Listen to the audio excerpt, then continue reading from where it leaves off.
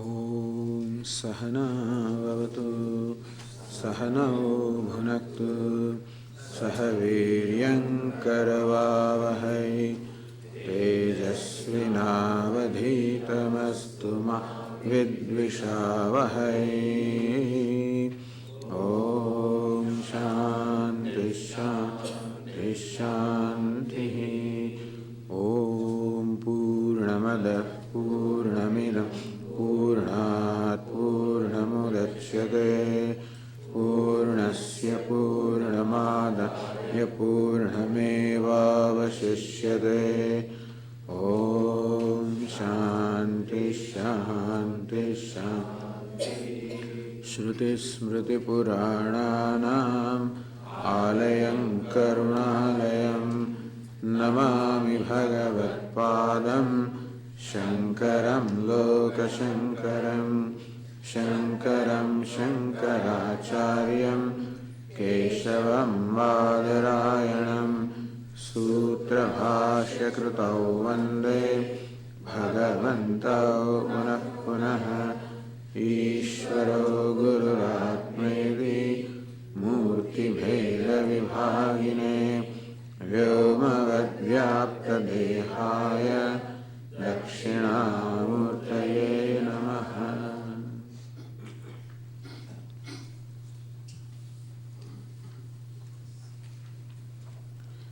Yesterday we discussed the reality about ourselves as well as the reality about the world or the creation. Basically, we said that the nature of myself is that I am a complete being, a whole being, an adequate being, because that is what I love to be. What I love to be is what I am. I love to be an adequate being. I love to be a complete being, and that's my natural love, and that's what I am. They said, on account of ignorance, we entertain false notions about ourselves and take ourselves to be quite contrary to what we are. And never suspect that what we take ourselves to be could be wrong. We never suspect, but that's what it is, that one who is in fact limitless takes himself to be a limited being and then is trying to become limitless or is trying to become adequate. And that effort can never succeed because I cannot become limitless by acquiring something, and therefore this understanding of the reality of ourselves, that adequacy or happiness or wholeness is my nature, which, as we said, we do experience now and then in a moment of happiness, in a moment of success. When something unusually good happens, there are moments when we do experience that fullness. Even though we attribute that experience of happiness as coming from some event or some happening, but when we look at that, we find that the only consistent factor in all the experience is I. Everything else which creates that experience changes, but the only consistent factor is I, and therefore it is I which must be the source of that happiness or wholeness. So, then if that is a reality about myself, then that reality should become the basis of my life, what I do. We also discussed further that as far as the world is concerned, it's a beautiful place. God has created this universe and it has many purposes to serve. It has for our own self also, meaning that the objects of the world have a utility. They in fact fulfill many purposes or utilities in my life.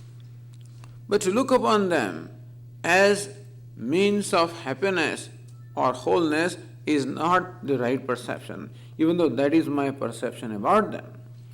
But that perception that the world can give me success or happiness arises from my perception that I am needy of success.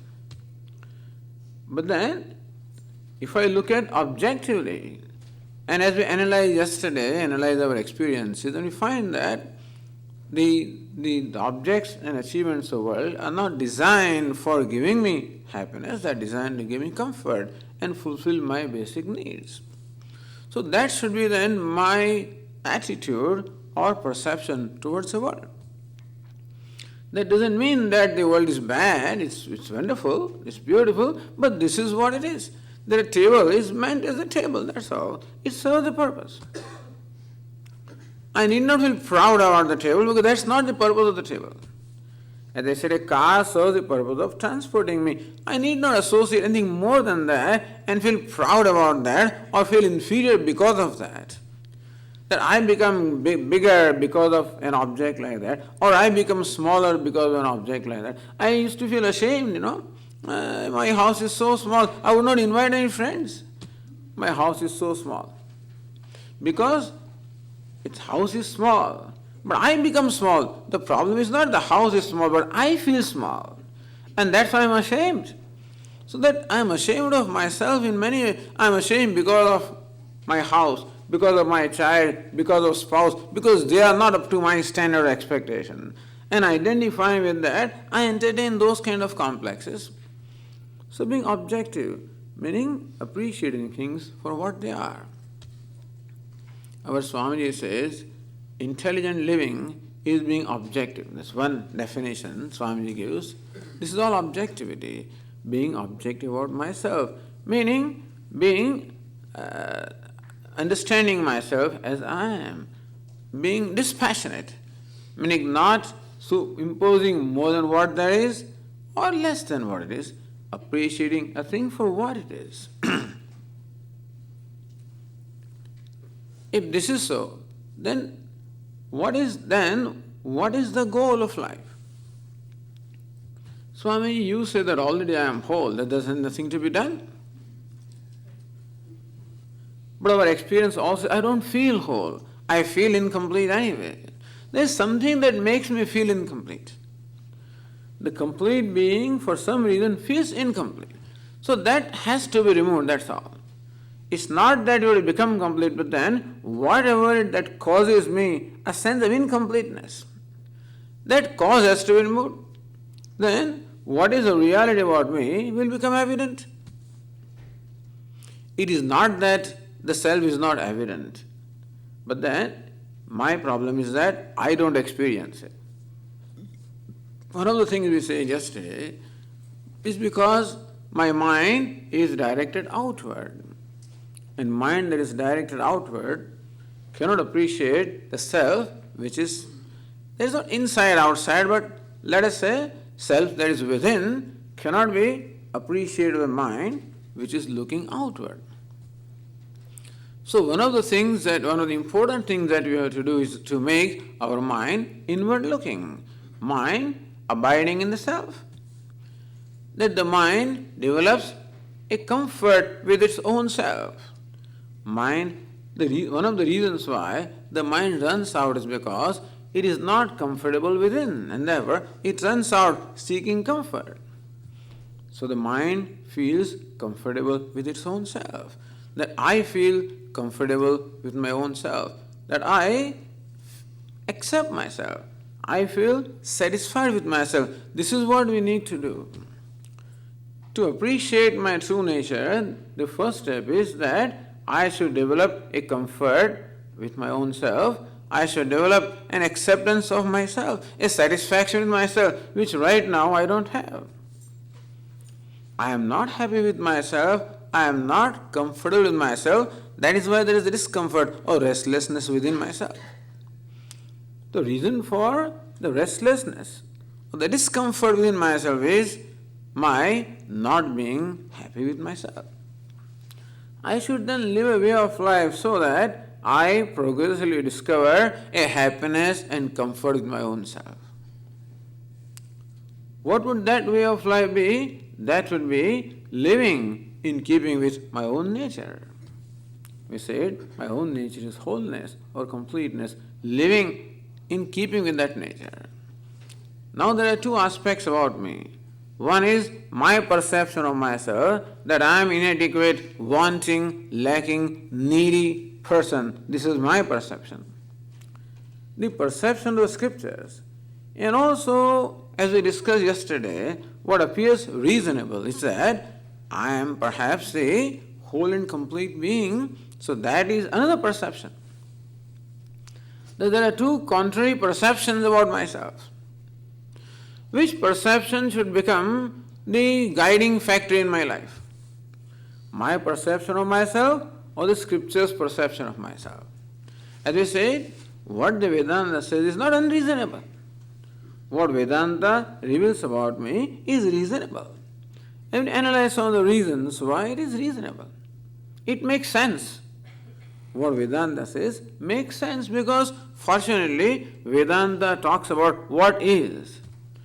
If Vedanta talked about some goal in future, after death, in some other world, etc., then it would be a matter of belief. A belief, as Pujya Swami would say, a non-verifiable belief. So very, very beautifully this belief is explained. The belief is twofold. One is non-verifiable belief, other is verifiable belief. What is non-verifiable belief? A belief that I can never verify. As long as I am in this body, as long as I am in this world, there is no way for me to verify whether there is a heaven and whether there is Ishvara or God in the heaven. There is no way for me to verify. And therefore, I have to simply accept it on faith. And there is what we call verifiable belief. A belief which can be verified by me. And this is the belief that I am a complete being. That's also a belief, let us say right now. If you claim that you don't have the experience, call it belief. What we call a verifiable belief. That I can verify. It requires me to live a certain way of life. For example, when we are told in this hall, hey, do you hear that Bho Shambho right now? Do you hear? I don't hear. Suppose I bring a transistor and tune up to a radio station, and then that songs, which is being played on radio station. Why Bho Shambho? Because I don't remember any other song, but then it cannot be a song that can be played on radio here. Some other song, very popular song. Some popular song. Do you hear? We don't hear. If you bring in a transistor and tune up to that radio station where that song is being broadcast, then we can hear.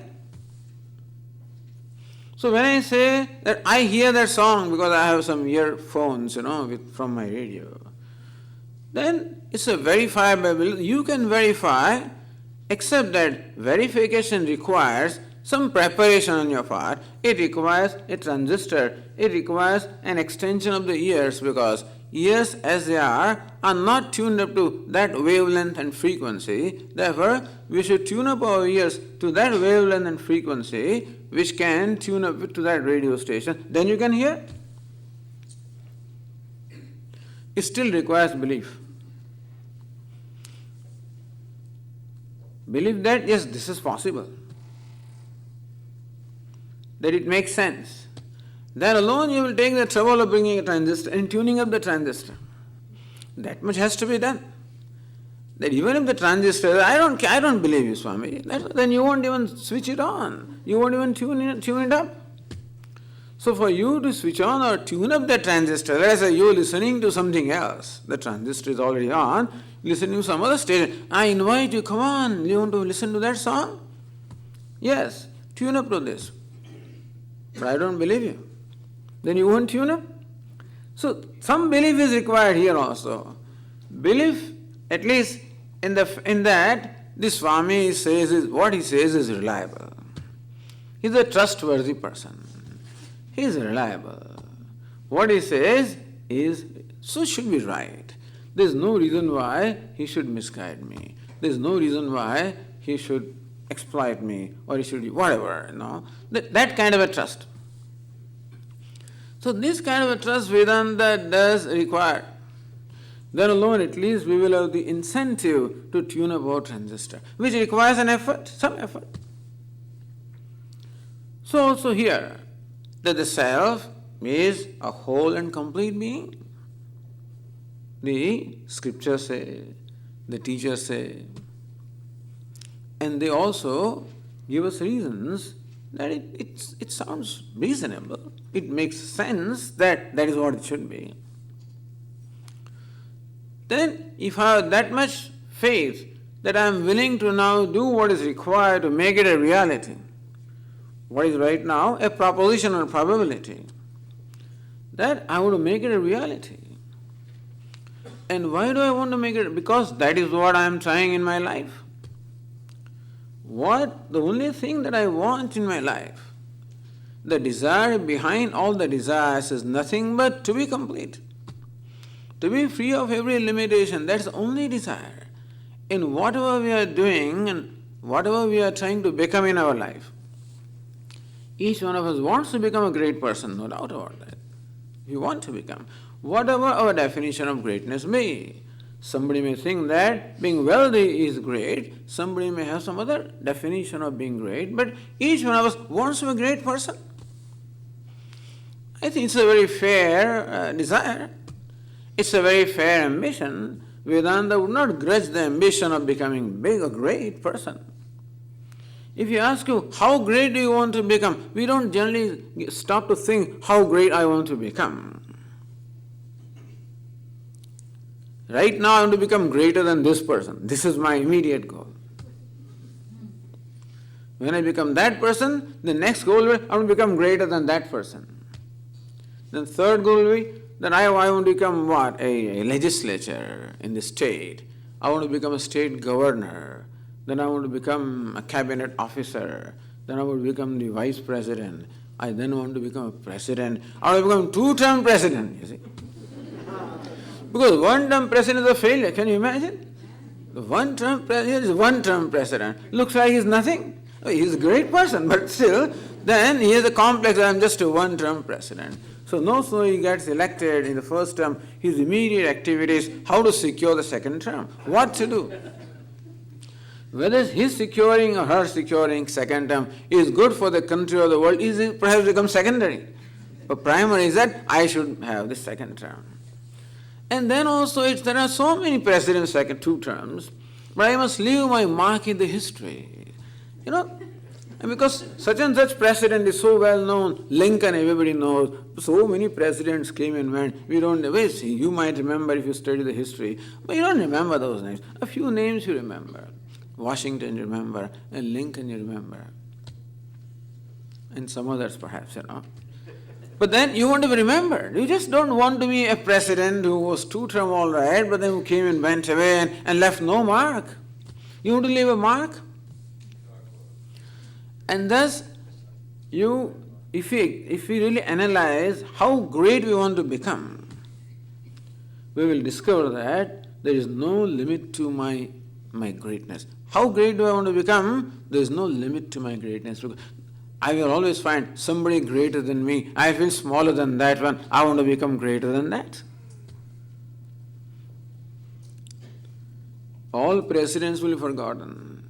But if Jesus Christ is remembered, whoever is, or Rama is remembered, Krishna, somebody X, Y, Z, I want to be like them. Ultimately, if we analyze our desire, we want to be limitless. I want to be great, but so great that I cannot be greater than that. That's how great I want to become. Upanishad says, Mahantam vihumatmanam matva dhiro na shojati. When this aspirant discovers his self as great, as the great, meaning unconditionally great, na shojati, he becomes free from all grief, he becomes free from all dissatisfaction. So, we have great aspirations. It is fair to have aspirations, except that it is intelligent, we have to intelligently fulfill that aspiration.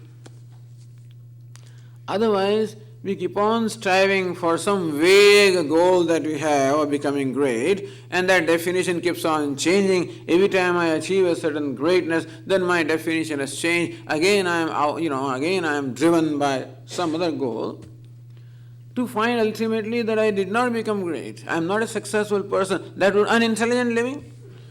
So, understand that aspiration of becoming great. How great do I want to be? So great that there cannot be anything greater. Yallabdhva chaparam lavam manyate nadhigam tatah.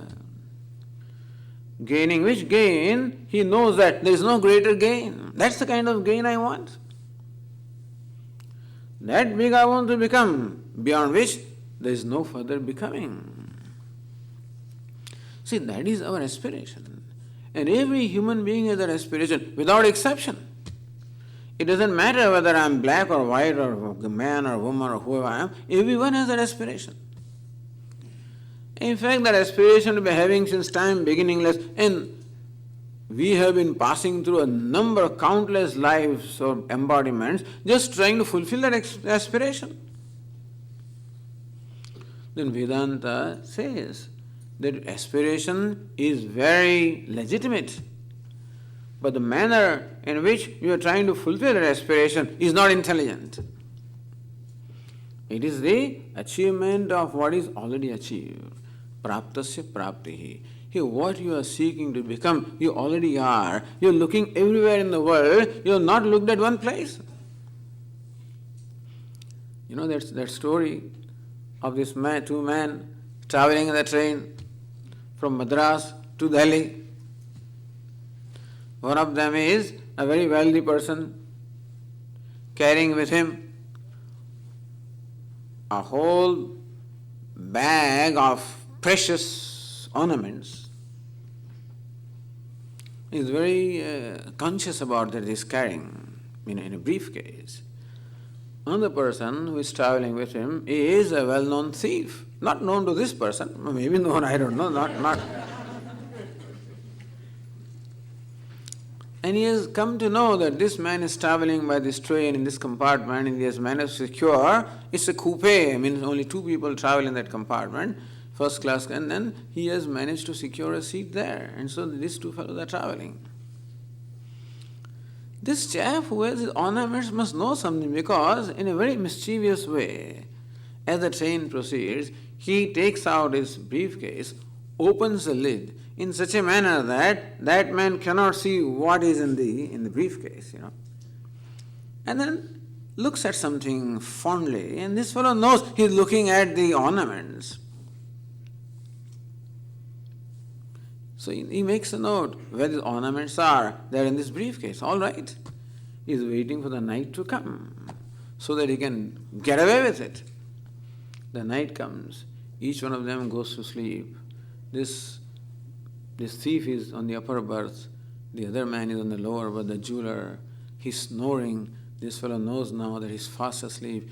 He comes slowly, sneaks down, and then takes the briefcase. He has all kinds of keys with him, opens it, and he has all the small little pen battery cell, and then looks at that. Doesn't find that. So I thought it was a briefcase. He looks at then he slowly pulls out other bags, opens them, and he could not find it anywhere. Disappointed, he went back to his berth, fell asleep. Next morning, the train is going on. It's a long journey. In those days, a slow journey. During the day again, this fellow very mischievously pulled out his briefcase and same little box containing the jewelry. He's looking at it, verifying it's all safe. So how come I did not find it? Where was it? So maybe this fellow is hiding on his person. Now tonight I will not leave anything. So next night the same routine. Again this fellow started snoring. This fellow came down. You imagine he snores? That means he's free from all anxieties, And again this chap has examined his briefcase and suitcase and everything and didn't find it.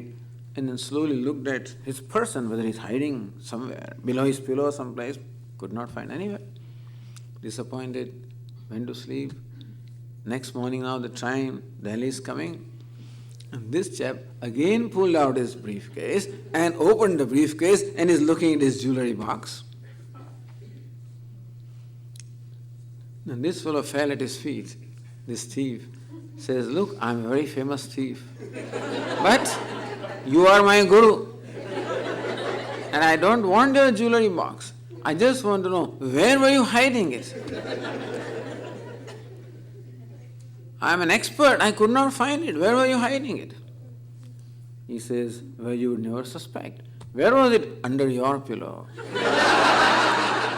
So under his pillow. Never suspect. And so also this human being is looking everywhere. In all briefcases and all suitcases and everywhere he is looking. In wealth also is looking, in name, fame, recognition, heavens, everywhere. By now we have gone everywhere, I guarantee you. Because this process of searching for has been going on from the time beginningless. Each one of us must have passed through countless births and must have searched everywhere. I'm sure that's the reason why we went to every species to see whether dog has it or not, or cat has it, or some bird has it, or anybody has it someplace. Everywhere we have gone through. And we have not found it because we have not looked at one place. Because I never suspect. I never suspect that I, who is searching for the greatness, is that greatness. I would never suspect that. Because I have taken for granted that I am a small little creature, and I never subject that belief to, that I have taken it for granted, and never subjected to scrutiny whether what I believe, I take myself to be, is reasonable or not. So Vedanta does not take anything for granted. Vedanta says that you in fact are what you are looking for. This conviction has to come. Lord Krishna calls it Vyavasayatmika Buddhi. In Bhagavad Gita, Lord Krishna says Vyavasayatmika Buddhi Ekeha Kurunandana. Here Arjuna, on this path of success, there must be Vyavasaya. You must have this conviction, this determinate knowledge or conviction that what I am searching for is to be found from me. I have to discover it to be my own self. I have to become that. I have to discover that to be myself. Before teaching Karma Yoga, Lord Krishna makes a statement. Then your life will become yoga. Otherwise, life becomes bhoga. There are two processes.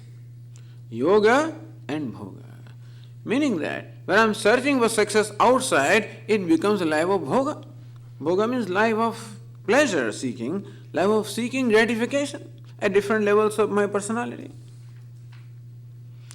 So either it is my life is a process of seeking gratification at the level of senses, the level of feelings, the level of intellect, level of ego, seeking gratification.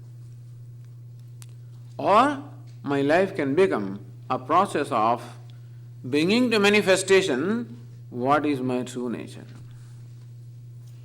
Meaning, either I acquire things that I don't have, or I get rid of things that I have. The baggage that I have, basically a lot of baggage I am carrying. So whether I acquire new baggage, because understand that whenever we acquire anything in this world, it comes with its baggage, Nothing comes free. Nothing comes empty. It comes with baggage. When you get married to a person, it's all good looking, beautiful, this, that, all that, and very well qualified and getting good salary and it's all that. But everybody has their own baggage. You have your own baggage. That person has. You cannot get anything free of baggage.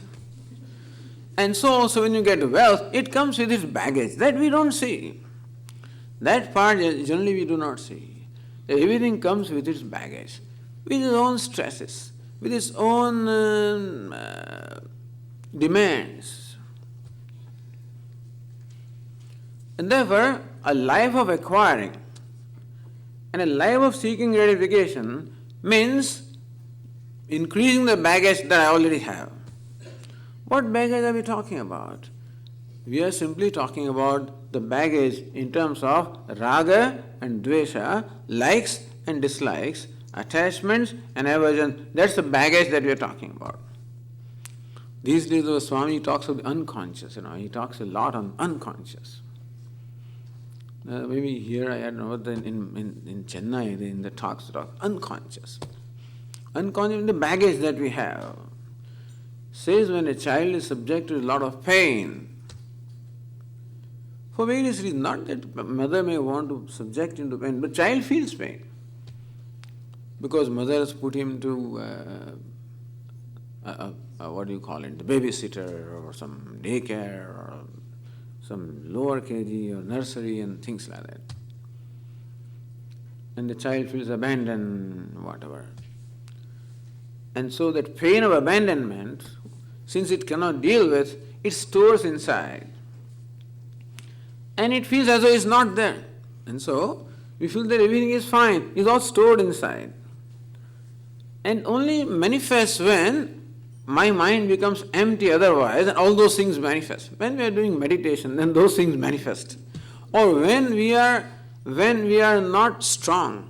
As long as we are strong, our willpower is strong, so long we can always shut up or deny things which are inside. But sometimes in my weak moments, in my emotional weak moments, when I'm not feeling so good, or I'm hurt, or then all those kind of things well up from within. That's called unconscious, and we have to deal with unconscious. But ultimately, whatever the cause of unconscious, the mother is the cause, the father is the cause, or add into that all our past, samskaras, whatever it is. What the source is immaterial to us, except that we have this baggage, which Lord Krishna summarizes into these two tendencies for raga and dvesha, attachment and aversion. Or elsewhere, Lord Krishna uses these three words, kama, krodha and lobha. Kama, the tendency to indulge. Meaning that when I cannot control myself in presence of an object of pleasure, when I cannot control myself, we would call that kama. Krodha, anger, again, when I cannot control myself. Lobha, greed. So, these are the tendencies we have in varying measures, each one of us. We are born with them, and in course of our upbringing and living our life, we generally keep on adding into that baggage, because most of us live unintelligently. So unintelligent living would only increase that baggage of indulgence, of anger, of greed, attachment, aversion. It is that baggage which denies me the experience of my wholeness. It is that, in fact, which cloud my mind and deny me the experience of my own wholeness. And therefore, Vedanta prescribes that the way to experience our own wholeness of self is slowly get rid of this baggage. So then, there is one way of life wherein we progressively keep on adding into the baggage. Another way of life where we progressively get rid of the baggage. There are two lifestyles. Shreyascha, preyascha, manushyametah. Tau samparitya vivinakti dhiraha. Again Kathopanishad says, Shreyascha, preyascha. There is one that is called Shreyas, which is the path of good. Preyas, the path of the pleasant. Both of these possibilities present themselves before the human being in every situation. And then he has to make a choice. So again, this is the Visheshata, or this is a special privilege that the human being enjoys, that he has this freedom of choice. But again, as Pujya Swamiji would say that, we have no freedom in not choosing. See, there is freedom of choice, but we have to choose. I can't say, no, I don't want to choose. You cannot choose not to choose, understand? Because there are times when I don't want to be bothered with any choices. Leave me alone, but I cannot be left alone. I have to choose. I have the freedom of choice, which is a great privilege. At the same time, I have to make a choice, meaning that I also have the responsibility of making the right choices. So one definition of intelligent living that we can give is making right choices. Because we can make a wrong choice also. In the buffet, so many dishes are there in front of me, you have to make choices. I can go for all kind of pizza and all junk food. That's my choice also. I can go for salads and steamed vegetables and whatever. That's another choice. One is a healthy choice, other is the unhealthy choice. But the steamed vegetables and this salad is not inviting at all. Not to a person like me anyway, who doesn't have that kind of, samskar. I know that it is good for me. I know that the lettuce and all these different kind of leafy things are there, which I can't even chew actually, meaning that it keeps rotating in my mouth. And I do not think that my stomach can handle that. Actually, analyze that leaf. It has so many things in there, provided you can assimilate that. I don't think I can. They say that in the peel of the apple, everything is there in the peel, but the peel, it goes and it doesn't do anything. Stomach cannot handle it. I remove the peel. Says, Swami, you remove everything, all good things. Well, anyway. But I eat what I like, rather than... But that is not the right thing. You should eat what is right and not what you like. If what you like and what is right are two, then you are lucky. But usually what you like is no good for you. That's what they say. Thus in every situation then there is a choice of what I like and what is right. And more often than not, what I like is not what is right, and what is right is not what I like. If I am lucky, then both of them may be one. Like this man was lucky once. He loved this bitter gourd, except that his wife would never cook bitter gourd because she did not like it. And he would tell her, come on, let us cook bitter gourd tomorrow. Yes, sir, I'll get it, Then she comes, but it's not available in the shop, it's not in the store. And so he never gets it, this poor fellow, So bitter gourd, his desire of eating bitter gourd was never satisfied, except the doctor once declared that he's diabetic and he prescribed that every day he should eat bitter gourd. Now the wife was obliged to cook bitter gourd. So in that case, what is good for him is what he likes also. If sometimes it works. Usually, what is good and what I like are two different things. So what is good is called Shreyas. What I like is called Preyas. So what is pleasing is what I like because it gives me immediate gratification. So usually the human mind has a tendency of seeking immediate gratification. That urge for immediate gratification is so powerful that it controls my mind and does not let it think whether it is good for me. That urge to seek immediate gratification is generally so strong that either I do not bother to or it blocks my capacity. It just blocks my capacity. Don't worry, Swami, I'll take a little more insulin, that's okay. So why are you eating this? I ask him, you are taking this gulab jamun, Swami, a little more insulin will do it, don't worry. He is less worried than I am worried, because this strong urge blocks, it just denies. The urge is so strong that it just denies the reality.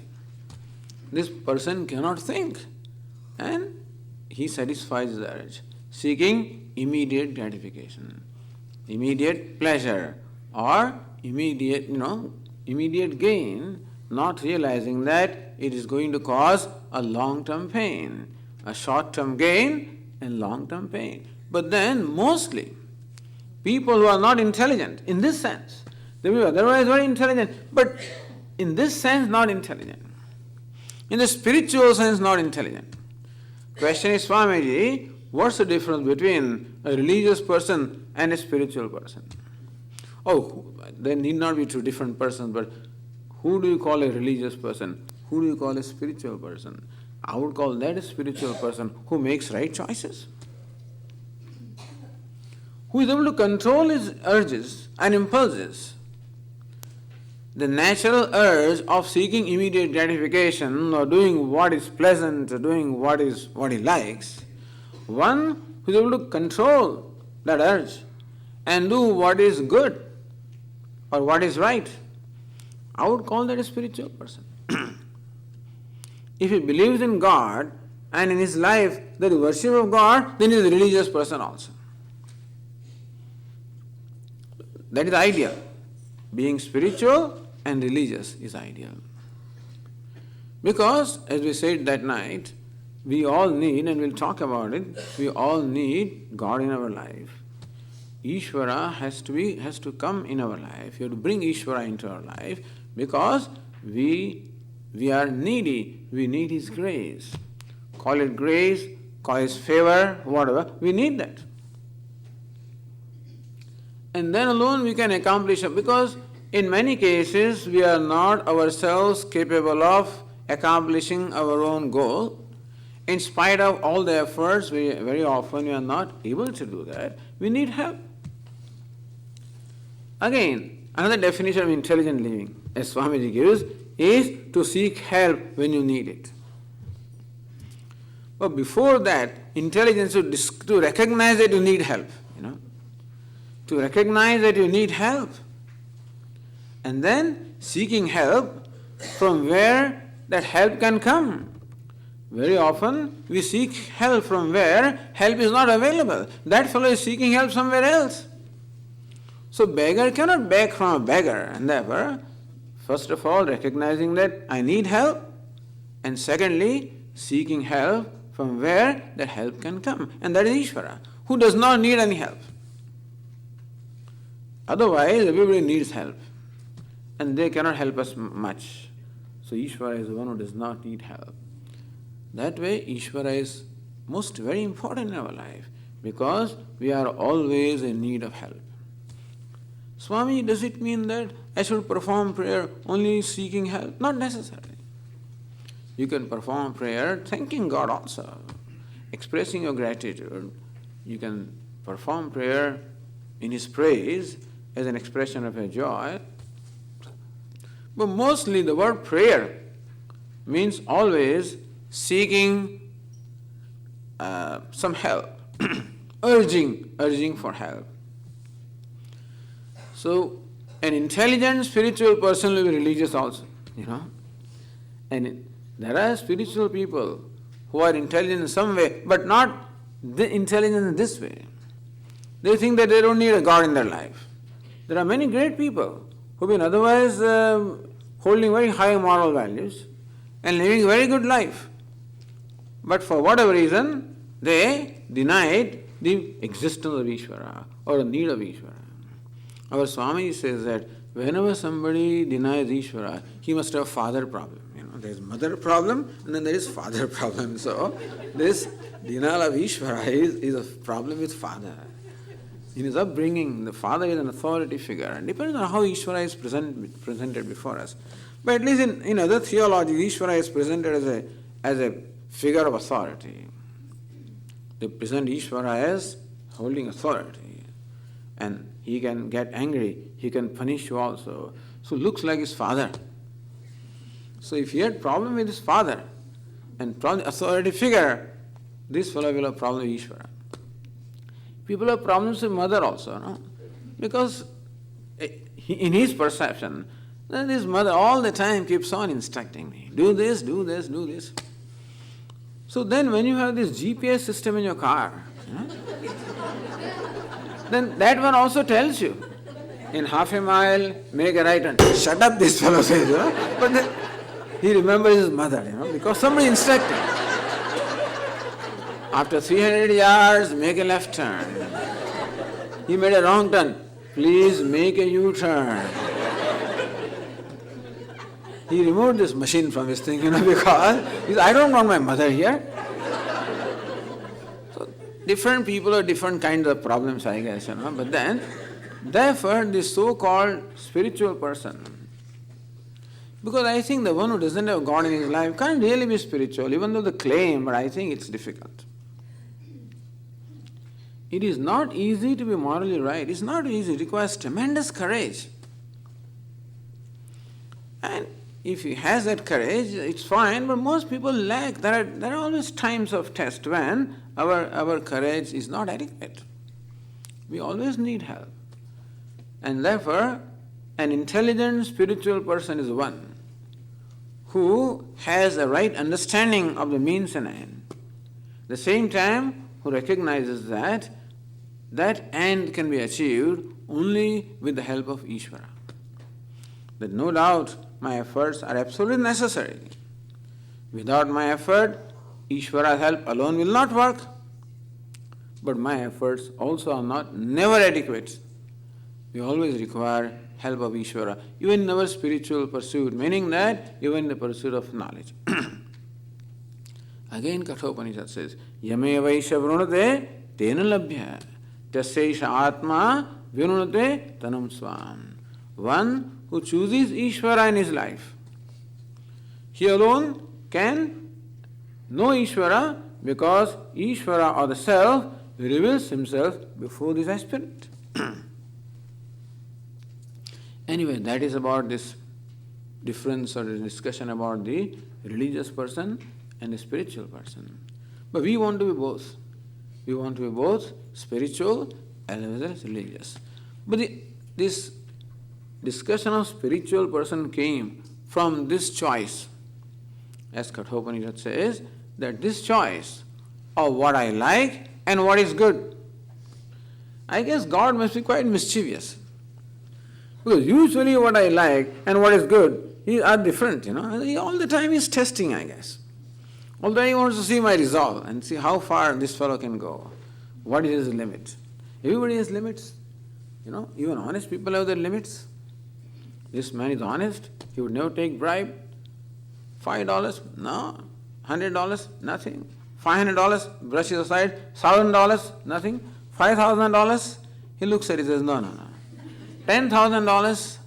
Think about it. $50,000? Okay. Everybody has limits. So I guess Ishvara wants to test our limits.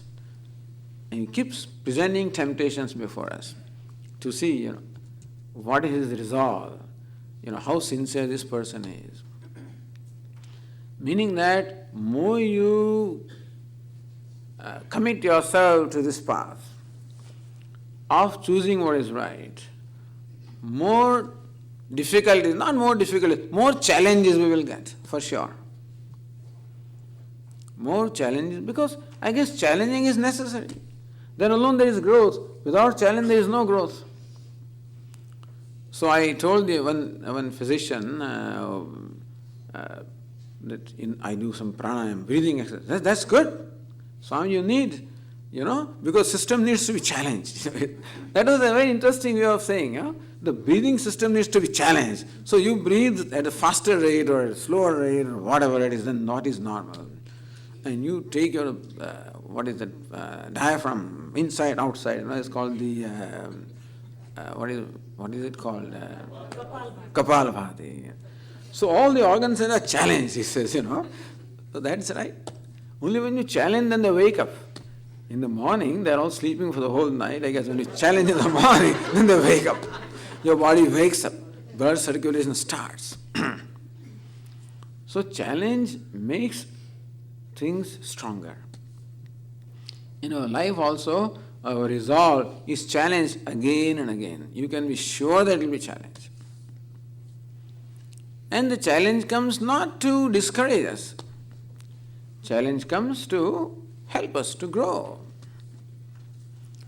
But thus, vyavasayatmika buddhi, Lord Krishna says this vyavasaya, this conviction, this determinate understanding should arise in our life as to what it is that I am seeking.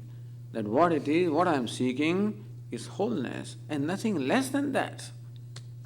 I cannot be satisfied with anything less than wholeness, less than limitless. I cannot be satisfied.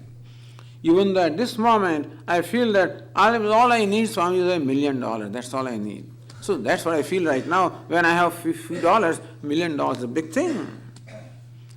Except when I have $1 million, then whether or not I find it sufficient is a different matter. You need not find it sufficient. You will not find it sufficient. No, so I am contented. There is something wrong. Because people think that I can be contented at my will. You cannot be contented. So one of the values that Vedanta teaches is graceful acceptance. Gracefully accept what comes before you. And Swami, if I accept everything, if I am content, then how there will be progress? I said, you cannot be content because you want to be contented. Contentment has to happen. But anyway, so the idea is that I cannot be contented unless I become free of every limitation. I just cannot accept any bondage. I cannot accept any kind of pressurization. I cannot accept any pressure or any kind of a dependence. I cannot. I do not want anybody to control my life or anything to control my life. That is what I am seeking. I am seeking in a wrong way.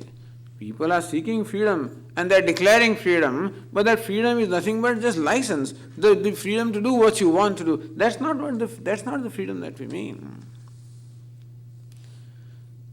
Freedom that I do not feel insecure, I do not feel in any way bound, I do not feel any way pressurized. That's the freedom I am seeking. And until I get that, I am not going to be that has to be understood. And that should then become the goal of my life. It is already the goal of, I should recognize that is the goal of my life. And then recognize what's the means of attaining. The means is self-growth is a means of attaining that goal. Thus, there can be growth in the material terms, and there is growth in terms of my own self. So self-growth and inner growth, what Vedanta calls Antahakarana Shuddhi or purification of mind. If you don't, self-growth means purification of mind. That inner growth or inner wealth is what I have to acquire. That's why Lord Krishna talks about Devi Sampad, meaning the divine wealth. One is the material wealth, other is the divine wealth. This divine wealth is ahimsa, satyam, akrodha, tyagaha, shanti, non-violence, truthfulness, freedom from anger, peace, forgiveness, compassion. This is called the inner wealth. And what is meant by inner growth is nothing but the growth in this wealth. That is a means to uncover, or that's a means to unveil or unfold the wholeness which is my nature. That also should be understood. The goal as well as the path, or the end and means, if both of these are clear, then of course my life will be lived accordingly. It will be intelligent living, because then I will be living in harmony with the reality of my own self. Says, Ishavasya Upanishad says, Asuryanamate lokaha andhena tamasavrutaha tamste pretya vigachanti yeke chatmahano janaha. There are atmahano janaha. There are these people who are all the time hurting their own self. How can you hurt yourself? Ishavasya Upanishad says, these people who are hurting themselves. How can you hurt yourself?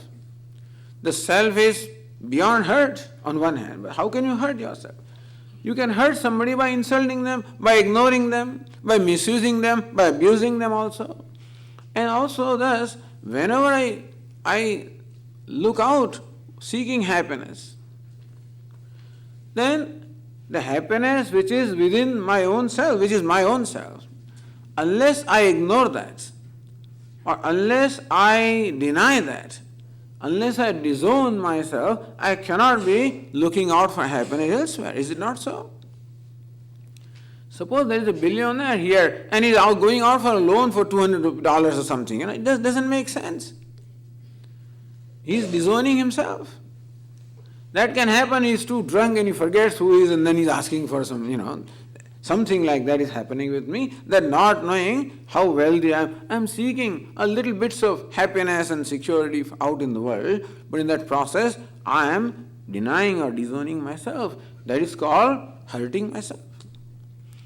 This is life of self-hurting. Unintelligent life is life of hurting, denying myself.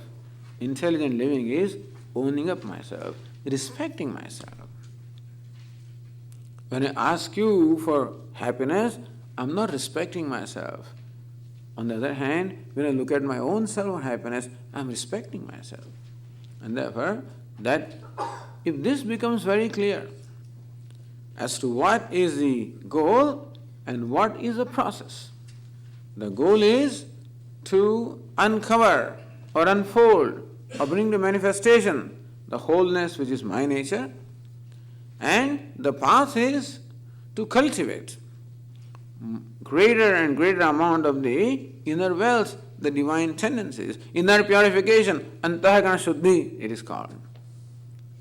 That's the path. All I need to do is just to clean the mirror. I'm looking at it, Swami, I don't see my face.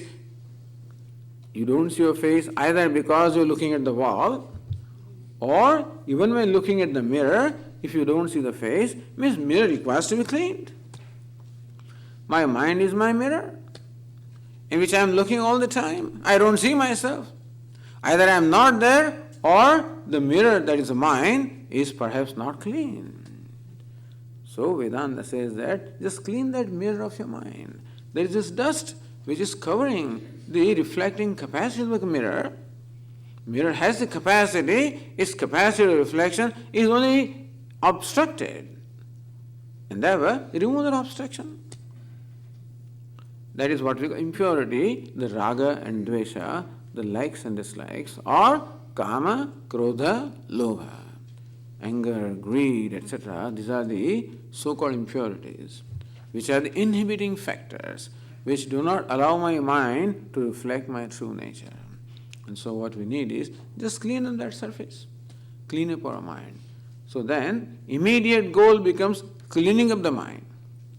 Next goal then becomes knowing the self. But once you have cleaned up the mind and you can see yourself, knowing becomes much easier.